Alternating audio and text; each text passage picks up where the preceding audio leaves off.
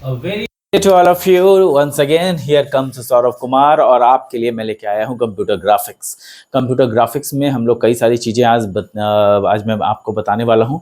काफ़ी important class होने वाला है क्योंकि आज हम लोग रास्टर स्कैन सिस्टम पढ़ने वाले हैं और जो डिस्प्ले डिवाइसेस हैं यही आपके लिए मेन मोटिव है। मेन आपका जो कंप्यूटर ग्राफिक्स की जो चीज़ें हैं वो है आप डिस्प्ले डिवाइसेस। तो पिछले बार भी हमने डिस्प्ले डिवाइसेस में सीआरटी कलर सीआरटी किया था, तो वो आप उसी के आगे आपको अब पढ़ना आखिर उस कलर मॉनिटर्स में या फिर सीआरटी मॉनिटर्स में डिस्प्ले कराने के लिए कौन कौन सी चीज़ें चाहिए, कैसे काम होता है। तो आज जो है मैं जो डिस्कस करने वाला हूँ वो है रास्टर स्कैन डिस्प्ले। तो ये रास्टर स्कैन डिस्प्ले में क्या होगा सो देखिए। रास्टर स्कैन डिस्प्ले में आप देख रहे होंगे कि जो आप सबसे पहले जो आपका इसका जो कॉन्सेप्ट है वो मैं आपको बताता हूँ, इससे आपको थोड़ी आसानी हो जाएगी। यहाँ देखिएगा कि आप लोग देख रहे होंगे कि यहाँ पर एक टीवी स्क्रीन बना हुआ है ना। तो ये जो टीवी स्क्रीन हुआ है, तो ये टीवी स्क्रीन क्या होते हैं मैंने आपको पहले भी बताया हुआ है कि यहाँ पे पिक्सल्स होते हैं। क्या होते हैं? पिक्सल्स होते हैं। ऐसा पिक्सल्स बना हुआ होता है और यही पिक्सल्स जो है ग्लो करते हैं, है ना। और ये पिक्सल्स हर एक इतने सटे हुए होते हैं, इतने नज़दीक होते हैं कि आप डिफरेंशिएट नहीं कर पाओगे कि वो स्क्रीन में पिक्सल भी है। और बहुत छोटे होते हैं, इतने छोटे होते हैं कि जिसको हम लोग कह नहीं सकते कि क्या कितने छोटे हो सकते हैं, बहुत छोटे होते हैं। तो ये जो पिक्सल होते हैं इन्हीं को जो है मैं यहाँ पे बना रहा हूँ, ये समझिए पिक्सल्स है। और ये पिक्सल ही जो है वो क्या होता है कि ग्लो होता है जब भी लाइट इंटेंसिटी या फिर इमेज की जो इमेज जो है वो प्रोड्यूस किया जाता है, तो वो इलेक्ट्रॉन बीम पास होता है, जो कि लास्ट क्लास में हमने आपको बताया था। तो लास्ट वीडियो में आपको ये भी चीज़ें बताई थी मैंने कि पिक्सल्स इस तरीके से अरेंज होते हैं।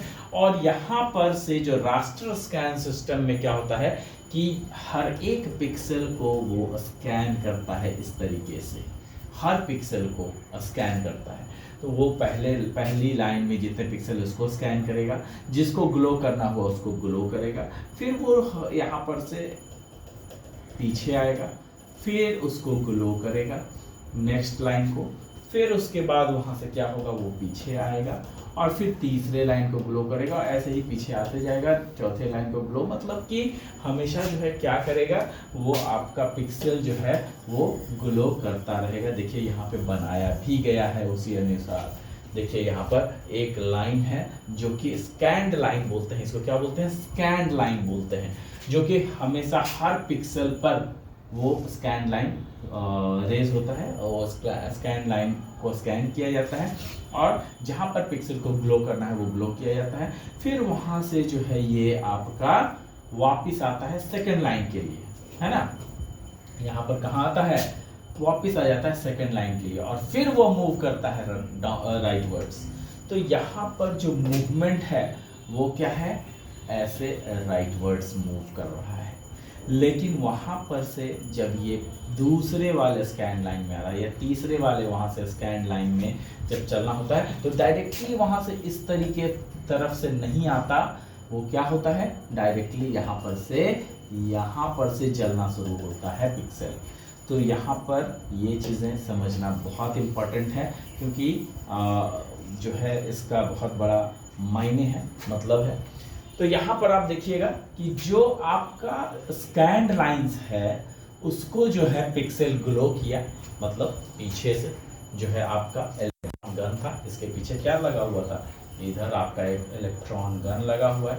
यहाँ से जो है बीम्स जो है इलेक्ट्रॉन बीम्स जो है जा रहे हैं और यहाँ पर से जो इलेक्ट्रॉन बीम्स सबसे पहले इस लाइन पे गया और इस पिक्सल को ग्लो करना चालू करता है। फिर उसके बाद स्कैन करता है, स्कैन करने के बाद फिर सेकंड लाइन में आता है, फिर उसको ग्लो करता है, फिर थर्ड लाइन में आता है, फिर उसको ग्लो करता है। तो ये सारी चीज़ें आपको नज़र आ रही होंगी। अब इसमें जो सबसे बड़ी बात है वो ये है कि जो आपका पिक्सल है वो पिक्सल हमेशा जो है अलग अलग जो जितने भी पिक्सल हैं वो सब अलग अलग पिक्सल हैं और सबके पास जाना ज़रूरी है। मतलब हर किसी पिक्सल के पास जो है उसको ग्लो करना ज़रूरी नहीं है, बट लेकिन उसको जाना वहाँ पे ज़रूरी है, स्कैन करना ज़रूरी है। तो ये जब ज़रूरी हो जाता है तो क्या होता है, जब पहले लाइन को स्कैन किया फिर दूसरे लाइन को स्कैन किया, तो जब पहले लाइन से दूसरे लाइन के बीच में जब हम लोग आते हैं, मतलब जो आपका स्कैन लाइन है वो पहले लाइन से अगर दूसरे लाइन में आ रहा है तो उसको हम लोग कहते हैं हॉरिजॉन्टल रिट्रेस। यहाँ पे देखिए आपको बताया गया है हॉरिजॉन्टल रिट्रेस है, वहां से जो ये चीजें लाइनें आ रही हैं। जब ये पूरा काम खत्म कर लेता है और ये स्क्रीन बन जाता है तो उसके बाद जो है लास्टली फिर से वो पहली की तरफ जाता है, पहला लाइन की तरफ जाता है और फिर वहां पे ग्लो करेगा दूसरी बार के लिए।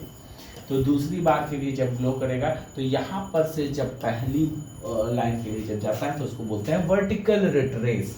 क्या कहते हैं? वर्टिकल रिट्रेस कहते हैं। अब यहाँ पर समझने वाली बात यह है कि भाई ऐसा क्यों करेगा? पिक्चर तो हमारा एक है, ये पिक्चर एक है। अब इस एक पिक्चर को ग्लो करने के लिए हमेशा ये स्कैन लाइन इधर जाएगा, ग्लो करेगा, उसके बाद फिर ऐसा क्यों करेगा ये कि ये पिक्चर ये एक बार अगर बन गया पिक्चर, जैसे यहाँ पर पिक्चर बना और उसके बाद फिर ये स्कैन करता चला गया, स्कैन करता चला गया, स्कैन करता चला गया, स्कैन कर लिया, बन गया पिक्चर, फिर ये वापस से यहाँ क्यों जाएगा? है ना? तो काफी सिंपल सी बात है कि जो एक पिक्चर बनता है उसमें कई सारे डिफरेंट फ्रेम्स होते हैं, कई सारे डिफरेंट फ्रेम्स होते हैं। ये पहला फ्रेम, ये दूसरा, ये तीसरा, ये चौथा, तो कई सारे इसमें फ्रेम्स बने हुए हैं। हर एक फ्रेम के लिए ये ग्लो करता है। क्या होता है? हर एक फ्रेम के लिए ग्लो करता है। मतलब पहले फ्रेम में जो आपका एक इमेज है वो एक इमेज इन सारे फ्रेम्स में बटे होते हैं। मतलब ये है कहने का कि जो आपका बनेगा, जो आपका रेजोल्यूशन होगा, जो आपका रेजोल्यूशन क्रिएट होगा एक पिक्चर के लिए, उसमें कई सारे फॉर्म्स बनेंगे, मतलब फ्रेम्स बनेंगे, और वो फ्रेम्स जो है 60 फ्रेम्स पर सेकेंड बनते हैं। आपने देखा होगा कि रिफ्रेश रेट जो होता है वो कई बार जो है आप मोबाइल में देखो कि जितने भी मोबाइल फ़ोन्स हैं उसमें उसका जो रिफ्रेश रेट है वो 60 हर्ट्ज़ है, 90 हर्ट्ज़ है, 120 हर्ट्ज़ है। इसका मतलब क्या हुआ कि 60 फ्रेम्स एक सेकंड में क्रिएट हो सकता है, 90 फ्रेम्स एक सेकंड में क्रिएट हो सकता है, 120 फ्रेम्स क्रिएट हो सकता है। मतलब कि एक जो आपका इमेज है that will be put up 100 times or 120 times in 1 second। तो एक सेकंड में इतने सारे इतने बार जो है वो फ्रेम क्रिएट किया जाता है। तो ये पहला फ्रेम बना, पिक्चर बना, और पिक्चर बनने के बाद फिर उस पिक्चर को कंटिन्यू भी करना है। अगर वो पिक्चर कंटिन्यू नहीं करेगा, मतलब कि मैंने आपको बताया था कि एक पिक्सल जब ग्लो किया, ग्लो करने के बाद वो डीके भी होता है। तो ग्लो तो कर गया, जब इलेक्ट्रॉन ने हिट किया वो ग्लो किया, पिक्सल ग्लो कर गया। पिक्सल ग्लो करेगा उसके बाद फिर जो है वो ग्लो जो किया है वो डीके भी तो होगा, खत्म भी तो होगा। जब वो खत्म होने वाला रहेगा तो उसके बाद दोबारा से अगर उसी पॉइंट पर हिट किया गया तो वो फिर से ग्लो कर जाएगा। यही रीजन है कि अगर एक फोटोग्राफ अगर हम लोग मोबाइल के स्क्रीन पे लगाते हैं तो वो मोबाइल स्क्रीन पे हमेशा वो फोटोग्राफ दिखता है। रिमेंबर, डेस्कटॉप पे आप कोई फ़ोटो लगा देते हो या फिर आप अपने मोबाइल स्क्रीन पे कोई फ़ोटोज़ लगाते हो तो क्या होता है, वो फ़ोटो हमेशा हमें दिखती है। क्यों दिखती है? क्योंकि हर बार उस पॉइंट पे जा कर के और इलेक्ट्रॉन्स हिट कर रहा है, इलेक्ट्रॉन्स जो है फॉस्फोर को हिट कर रहा है। तो जो आपका स्क्रीन होता है, इस स्क्रीन के आगे में फॉस्फोर लगा होता है। फॉस्फोर कहने का मतलब क्या होता है? फॉस्फोर कहने का मतलब ये हुआ कि आपका जो स्क्रीन है उसमें आगे में फॉस्फोरस का कोटेड होता है, और फॉस्फोरस के कोटेड पे जैसे ही जो है इलेक्ट्रॉन बीम टकराती है तो वो इट एमिट्स लाइट। तो वो स्पॉट क्रिएट करता है। तो ऐसे कई सारे स्पॉट्स जो है इस पे बने हुए हैं। तो ये जो वैल्यूज ये जो मैं दिखा रहा हूँ आपको, ये रास्टर स्कैन में होता है इस तरीके से। इसमें जो है जब जब जब कोई इमेज बनता है तो यहाँ पर एक जो है मेमोरी बफर क्रिएट कर ली जाती है, और इस मेमोरी बफर में उस इमेज के सारे डिटेल्स होते हैं। ये इमेज डिटेल्स होते हैं, इसमें इमेज के क्या होते हैं, सारे डिटेल्स इसमें मौजूद होते हैं। और जब आपका ये जो भी इमेज का जो इंफॉर्मेशन है वो इसमें स्टोर कर लिया जाता है। कहाँ स्टोर किया जाता है, मेमोरी बफर में स्टोर किया जाता है ना। मेमोरी बफर में ये चीज़ें स्टोर कर दी जाती हैं। जब मेमोरी बफर में ये चीज़ें स्टोर कर दी जाती हैं तो वहाँ पे रहेगा कि अच्छा अब मुझे ये पिक्सल ग्लो करना है, तो उसका जो है ये इंफॉर्मेशन है। दूसरा लाइन में ग्लो करना है, तीसरा लाइन में ग्लो करना है, तो ये पूरे एक फ्रेम का बन गया। अब जब ये फ्रेम बन गया एक बार पूरा, उसके बाद इसी को फिर से जो है हम क्या करेंगे, इसी को फिर से हम लोग क्या करेंगे कि हम लोग वापस से उसको रीजेनरेट करेंगे। कैसे रीजेनरेट करेंगे, तो यही मेमोरी बफर की जो चीजें हैं वो फिर से रिपीट हो जाएंगी। अब जब रिपीट होंगी तो फिर से ये ग्लो करेगा, तो सेम ही पिक्चर जो है वो बार बार हमें दिखेगा। तो कहने का मतलब है कि इसी फोटोग्राफ को, किसी फोटोग्राफ को अगर हमें एक इमेज को देखना है अपने स्क्रीन पर, तो वो उसके मेमोरी बफर में वो चीजें स्टोर होंगी और वही चीजें बार बार रिपीट करेंगी, तभी वो हमारे फोन में दिखेगा। तो इस तरीके से जो है ये आपका रास्टर स्कैन सिस्टम काम करता है। इस तरीके से यहाँ पर जा रहा है और फिर ये जो है इस तरीके से आपका वर्टिकल रिट्रेस के कारण जो हॉरिजॉन्टल रिट्रेस के कारण ये वापस आता है, और यहाँ पे लास्ट जब होता है तो ये वर्टिकल रिट्रेस के कारण जो है वो लास्ट लाइन से इधर जाता है। इसको क्या बोलते हैं, इसको टॉप लेफ्ट बोलते हैं। क्या बोलते हैं, टॉप लेफ्ट। इसको बोलते हैं टॉप राइट।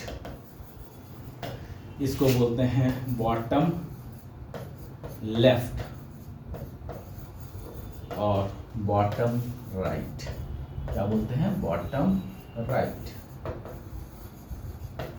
अब जब ये बॉटम लेफ्ट से टॉप लेफ्ट से टॉप राइट जाएगा तो वो स्कैन लाइन को स्कैन करेगा। लेकिन टॉप राइट से जब टॉप लेफ्ट में जो आपका दूसरा वाला लाइन है उसमें जब जाएगा तो ये कैसे जाएगा, हॉरिजॉन्टल रिट्रेस की वजह से जाएगा। और उसी तरीके से वो सेकंड से थर्ड, थर्ड से फोर्थ, इस तरीके से वो चलता रहेगा। तब तक चलता रहेगा जब तक वो बॉटम राइट में ना आ जाए। जब बॉटम राइट में आ जाएगा तो यहाँ पर से फिर उसको बॉटम राइट से टॉप लेफ्ट पे जाना पड़ेगा, जिसका कारण क्या होता है, वर्टिकल रिट्रेस जिसको कहा जाता है। नाम ही है रीट्रेस, मतलब एक बार तो हो गया ट्रेस, उसके बाद इसको रीट्रेस करना है, मतलब दोबारा से उसको रिट्रेस करना है ना।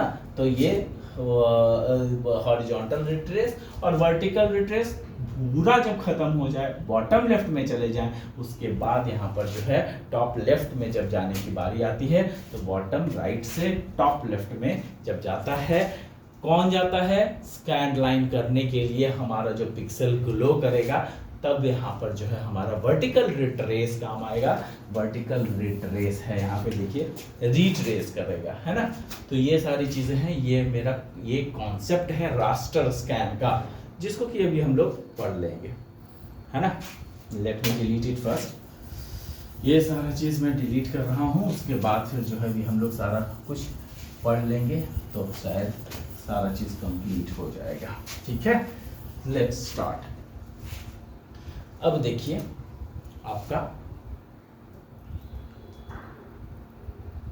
Raster scan, the electron beam, याद रखना है द इलेक्ट्रॉन बीम। यहाँ पर जो बीम है इलेक्ट्रॉन बीम, कहाँ होता है ये इलेक्ट्रॉन बीम, आपका सीआरटी मॉनिटर्स में जो इलेक्ट्रॉन बीम है उसकी बातें हो रही है। द इलेक्ट्रॉन बीम, हालांकि ये इलेक्ट्रॉन बीम सभी में होते हैं, जितने भी एलसीडी आ रहे हैं, एलईडी आ रहे हैं, वो सब में यही चीजें हैं, यही प्रक्रिया है। लेकिन धीरे धीरे जो है अब वो प्रक्रिया जो है इतना ज़्यादा एडवांसमेंट इन टेक्नोलॉजी हो रहा है कि वो धीरे धीरे सिंक्रोनाइज होते गए हैं। पहले की तरह टीवी के पीछे निकला नहीं रहता, अब जो है एकदम बिल्कुल फ्लैट टीवी आते हैं। अब यहाँ देखिए क्या है, the electron beam is swept across the screen one row time from top to bottom. मैंने बताया यहाँ पे क्या था, टॉप लेफ्ट है ना, तो टॉप से बॉटम तक जाता है। As it moves across each row the beam intensity is turned on off and off। तो अब यहाँ पर देखिए, यहाँ पर से जब बीम इंटेंसिटी जा रहा है तो यहाँ तक तो वो ऑन रहेगा, लेकिन जैसे ही वहां पर से ये वापस हॉरिजॉन्टल रिट्रेस करेगा तो ये ऑफ कंडीशन में आ जाएगा। ये क्या रहेगा, जो बीम है इलेक्ट्रॉन बीम वो ऑफ कंडीशन में रहेगा, तभी तो वो यहाँ आएगा, नहीं तो पता चलेगा कि दूसरे को भी ग्लो कर दिया है ना। तो यहाँ पर क्या है, ऑफ कंडीशन में है। तो the beam intensity is turned on and off to create a pattern illuminated spots. This scanning process is called refreshing. तो यही स्कैन जब होता है तो इसको रिफ्रेशिंग कहते हैं। जो आप लोग कहते हैं कि भैया मेरे मोबाइल का रिफ्रेश रेट जो है वो 60 हर्ट्ज है या फिर 90 हर्ट्ज है या फिर 120 हर्ट्ज है ना। The refreshing rate called frame rate, ये क्या है, फ्रेम रेट है, इज नॉर्मली 60 to 80 फ्रेम्स पर सेकेंड। 60 to 80 फ्रेम्स पर सेकेंड होता है। तो हमेशा 60 से 80 फ्रेम्स अगर बदल दिए जाते हैं तो हम लोगों के आईज जो हैं बहुत ज़्यादा फ्रेम्स नहीं देख पाते। बहुत ज़्यादा तो 10 से 12 या 25 फ्रेम्स लगा लो, उससे ज़्यादा हमारे आँखों की परसिस्टेंस उतनी नहीं होती है। क्यों? क्योंकि एक बार जब चीज़ हमने देखा तो वो जाके दिमाग में सेट भी होना चाहिए, मेमोरी में सेट होना चाहिए, तभी हम लोगों को पता चलेगा कि हमने क्या देखा है। तो ये सेट होते होते इतना समय लग जाता है कि एक सेकंड में हम लोग 10 से 12 या 6, 8, 10, 12, 25 पिक्चर से ज़्यादा हम लोग नहीं देख पाते हैं। और अगर उससे ज़्यादा पिक्चर देखेंगे यानी कि जो कंटिन्यूटी देखेंगे तो हमें ये पता ही नहीं चलेगा कि फ्रेम्स बदल भी रहे हैं।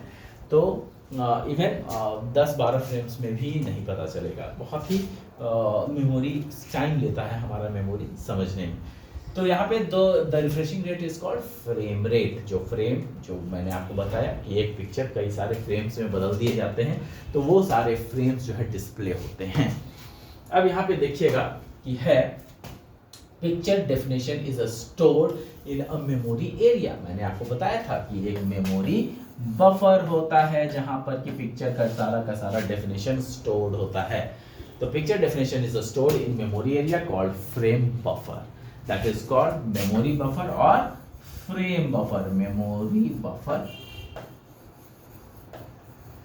या फिर फ्रेम बफर के नाम से जाना जाता है ना, मेमोरी बफर या frame buffer. This frame buffer stores the intensity values. तो ये फ्रेम क्या स्टोर करता है, इंटेंसिटी वैल्यूज। हमेशा याद रखिए इंटेंसिटी वैल्यूज की, कितने इंटेंसिटी से हमारा इलेक्ट्रॉन जाएगा for all the screen points. पूरे स्क्रीन पॉइंट्स पे कितने इंटेंसिटी के साथ ये वैल्यूज वहां पे दी जा सकती हैं, है ना। तो each screen point is called pixel. हर एक स्क्रीन पॉइंट जो है वो क्या कहलाता है, वो पिक्सल कहलाता है। On black and white system the frame buffer, black and white जो हमारे पास टीवी वगैरह होता है, the frame buffer stores the values of the pixel is called bitmap. जो बफर स्टोर करते हैं उसको बिटमैप बोलते हैं। किस में, ब्लैक एंड व्हाइट में। याद रखिएगा ब्लैक एंड व्हाइट में ये चीजें होती है। Each entry in the bitmap is 1 bit data. ये क्या है, 1 बिट डेटा को स्टोर करता है हर एक बार, तो इसको वो बिटमैप कहते हैं। देन द ऑन मतलब 1 एंड ऑफ मतलब 0 of the intensity of the pixel. तो ऑन एंड ऑफ का जो इंटेंसिटी है वो जो है वो भी जो है मेमोरी बफर में डाल दिया जाता है। जबकि कलर सिस्टम में क्या होता है, on colour system the frame buffer storing the values of the pixel is called pixmap. तो यहाँ पे बिट मैप और यहाँ पिक्स मैप। क्यों? क्योंकि पिक्सल की वैल्यूज को स्टोर करता है, इसीलिए जो है पिक्स मैप कहा जाता है। यहाँ पे ब्लैक एंड व्हाइट में केवल बिट मैप इसलिए कहा जाता है क्योंकि बिट मैप जो है 1 बिट ऑफ डेटा को स्टोर कर पाता है ना, हर बिट का जो डेटा है वो स्टोर कर पाता है। तो ये सारी चीजें जो है ये रास्टर स्कैन में होती हैं, है ना। अब आगे देखिए आगे क्या कहता है रास्टर स्कैन में।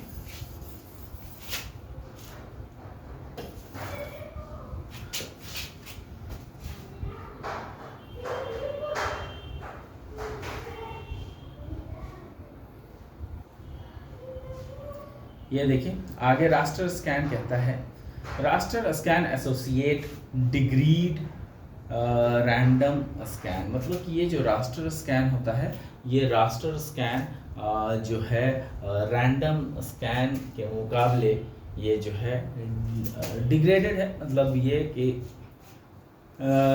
यहाँ पे जो मैकेनिज्म जो इस्तेमाल हुआ है थोड़ा पुराना मैकेनिज्म है, तो यहाँ पर जो है वो थोड़ी सी दिक्कत वाली बात है। तो यहाँ पे आपका जो रास्टर स्कैन है उसको कंपेयर किया गया है रैंडम स्कैन के जरिए। तो रास्टर स्कैन एसोसिएट्स डिग्रीड मतलब क्या होता है, थोड़ा सा जो है रैंडम स्कैन के मुकाबले थोड़ा इसका कम जो है आपका यूजेस में है। Random scan square measures the mechanism employed. Mechanism employed का मतलब ये कि मैकेनिज्म जो है यहाँ पे जो एम्प्लॉय किया जाता है उसकी बात कर रहा है, कौन सा मैकेनिज्म जो लगता है। तो random scan square measures the mechanism employed in display for rendering the image और पिक्चर। तो रैंडम स्कैन का थोड़ा सा डिफरेंट है, रास्टर स्कैन का हम लोग समझ चुके हैं, रैंडम स्कैन का थोड़ा सा डिफरेंट है और उसकी मैकेनिज्म थोड़ी सी डिफरेंट है। तो यहाँ पर उसको भी हम लोग देखेंगे। रिफ्रेशिंग द इमेज और पिक्चर, रिफ्रेश करने का उसका तरीका अलग है और उसका इमेज बनाने का तरीका अलग। द मोस्ट डिस्टिंक्शन बिटवीन देखिएगा between formation scan and random scan lies with in the drying of an image. तो जिस तरीके का इमेज ड्रॉ होगा उस तरीके से जो है ये चीज़ें उभर के आएंगी कि किस तरीके का चीज़ें यूटिलाइज की जा रही है। मतलब कि जो रास्टर स्कैन है और रैंडम स्कैन, ऐसा नहीं है कि अब जो सिस्टम आ रहे हैं उसमें केवल रास्टर स्कैन होगा या केवल रैंडम स्कैन होगा, नहीं, दोनों टाइप की चीज़ें जो है मौजूद रहती हैं। जनरली जो रैंडम स्कैन है इसमें इसका प्रयोग ज़्यादा होता है, रास्टर स्कैन का प्रयोग कम होता है। तो यहाँ पे जो इमेज है वो जो बनता है वो देखिएगा कि rendering the image or picture, the most distinction between formation scan and random scan lies within the drawing of an image। किस तरीके से इमेज को ड्रॉ किया जाता है। Wherever the formation scan points the non-particulate radiation at the whole screen, however incorporating only one line at a time। जो कि raster scan में क्या होता है, one line at a time है। ये देखिए only one line at a time है। तो यहाँ पर एक लाइन को ड्रॉ किया जाता है, फिर से वर्टिकल, आपको याद होगा कि फिर से जो है हॉरिजॉन्टल रिट्रेस होता है, फिर दूसरा लाइन ग्लो किया जाता है, फिर हॉरिजॉन्टल रिट्रेस, तीसरा लाइन। उसी तरीके से ये काम चलता है रास्टर स्कैन में। On the opposite hand within the random scan the non particulate radiation is guided those regions of the screen. तो यहाँ पर क्या होता है कि डायरेक्टली उसी पोजीशन पर रैंडमली एक पिक्सल को सेलेक्ट करके वहाँ पे ग्लो किया जाता है। तो ये आपका जो है रैंडम स्कैन में पॉसिबिलिटी है ना, ये रैंडम स्कैन में पॉसिबिलिटी है। तो ये चीज़ हम लोग अभी देखेंगे कैसे है ये चीज़ें, तो अभी हम लोग देख लेंगे। ये देखिए दोनों में डिफरेंस। यहाँ पर क्या होता है कि आपका जो रास्टर स्कैन था वो इस तरीके से चलता है और फिर उसके बाद वापस आता है दूसरे लाइन में, सेकंड लाइन में, थर्ड लाइन में, फिर उसके बाद लास्ट तक जाता है, टॉप लेफ्ट से बॉटम राइट तक, और उसके बाद फिर जो है वो वर्टिकल रिट्रेस होता है और फिर से इमेज ड्रॉ किया जाता है। जबकि रैंडम स्कैन में क्या होता है कि रैंडमली कोई भी एक पिक्सल सेलेक्ट किया जाता है और उसको ग्लो किया जाता है। रैंडमली कहीं पर भी हो सकता है, कोई जरूरी नहीं है लाइन वाइज। तो यहाँ पे क्या होगा कि रैंडमली कोई भी पिक्सल को लिया जाता है और उसको जो है ग्लो किया जाता है, जिससे कि क्या होता है कि हमें आसानी हो जाती है कि आपका जो पिक्सल है वो वही पिक्सल ग्लो किया करना पड़ता है जो कि हमें ज़रूरत है, नहीं तो बाकी के पिक्सल को क्यों हम लोग ग्लो करेंगे। यहाँ पर जो है लाइन बाय लाइन करेंगे तो वो पूरा इमेज लाइन बाय लाइन बनेगा, जबकि जहाँ पर एक्चुअली अगर इमेज यहाँ पे है तो वहाँ उस इमेज के पास आने के लिए बहुत टाइम लगेगा। तो यहाँ पर ये क्या करता है, रैंडम स्कैन डायरेक्टली उस इमेज को ही लोकेट करके और वहाँ पर ग्लो करता है पिक्सल को। तो अब ये चीज़ें जो है हमें देखने को मिलेंगी यहाँ पर रैंडम स्कैन में। अब रैंडम स्कैन है क्या, सो देख लीजिए, है ना। इस रैंडम स्कैन को भी हम लोग वेक्टर स्कैन भी कहते हैं। क्या कहते हैं, रैंडम स्कैन को हम लोग वेक्टर स्कैन भी कहते हैं। तो यहाँ पे रैंडम स्कैन और वेक्टर स्कैन जो है साथ में लिखा हुआ है। The CRT electron beam is directed only the parts of the screen where the picture is to be drawn. अब यहाँ पर डायरेक्टली कहता है कि डायरेक्टली उसी पार्ट को लिखा जाता है या ग्लो किया जाता है जहाँ पर कि directly only to the part of the screen where the picture is to be drawn. जहाँ पर पिक्चर बनाया जा रहा है केवल वहीं पर का पिक्सल ग्लो होगा, वरना और बाकी के पिक्सल ग्लो नहीं होंगे। The picture definition is stored as set of line drawing commands. तो यहाँ पर जो पिक्चर डेफिनेशन स्टोर्ड होता है वो किसी दूसरे वजह से होता है। जो भी पिक्चर स्टोर्ड है उसको लाइन ड्राइंग कमांड्स के जरिए जो है उसको देखा जाता है, और यहाँ पे जो रिफ्रेश होता है वो उतना ही एरिया को रिफ्रेश किया जाता है जो जहाँ पर है। मतलब अगर पूरे स्क्रीन में इमेज अगर यहाँ पर ही है तो बाकी का रास्टर स्कैन की तरह इस तरीके से लाइन बाय लाइन करने का कोई आवश्यकता नहीं है। वो डायरेक्टली आपका जो इलेक्ट्रॉन है वो इसी को हिट करेगा, है ना, और यहीं पर का जो आपका इमेज है उसको ग्लो करेगा। तो बाकी का जो यहाँ पर जो जगह है उस जगह पर ग्लो करने की कोई आवश्यकता नहीं है। तो यहाँ पर ये चीज़ काफ़ी बड़ी चीज़ है और काफ़ी इम्पॉर्टेंट चीज़ है। यहाँ पर एक और चीज़ लिखी हुई है, देखिएगा आप लोग ध्यान से। The picture definition is stored as a set of line drawing commands in a refresh display file, refresh buffer memory. तो यहाँ पर रिफ्रेश बफर मेमोरी में ये चीज़ें स्टोर्ड है। तो मेमोरी यहाँ पर भी वो मेमोरी होंगी जिस मेमोरी की हम बात तो वहाँ रास्टर स्कैन में कर रहे थे, यहाँ पर भी वो मेमोरी होगी और इस मेमोरी में वो हर चीज़ स्टोर होगा कि कहाँ पर का पिक्सल, कौन सा पिक्सल ग्लो करना है जो कि डायरेक्टली ग्लो करेगा। अब यहाँ पे देखिएगा कि यहाँ पर refresh random scan generally have high resolution. Random scan का जो रिजोल्यूशन है वो काफ़ी हाई होता है। हाई रिजोल्यूशन मतलब हाई मतलब ज़्यादा पिक्सल को ग्लो करना, है ना। तो resolution than raster scan system produce smooth line drawing, जहाँ पर कि वो लाइन बाय लाइन को करता है। और ये क्या करता है रैंडम, वो डायरेक्टली उस पर्टिकुलर जगह पर ग्लो करवाता है। However, it cannot display realistic shaded scenes. लेकिन अब यहाँ पर पंगा आ गया कि जो रियलिस्टिक शेडेड स्क्रीन होगा वहाँ पर ये काम नहीं करेगा, वहाँ पे ये रैंडम स्कैन काम नहीं करेगा। तो वहाँ पर क्या करना पड़ेगा, वहाँ पे फिर से रास्टर स्कैन का मदद लेना पड़ेगा। मतलब ये कि हर स्क्रीन जो बना हुआ है उसमें रास्टर स्कैन और रैंडम स्कैन दोनों की सहभागिता के कारण ही हमारा इमेज क्रिएट होता है। In this technique, the electron beam is directed only to the part of the screen where the picture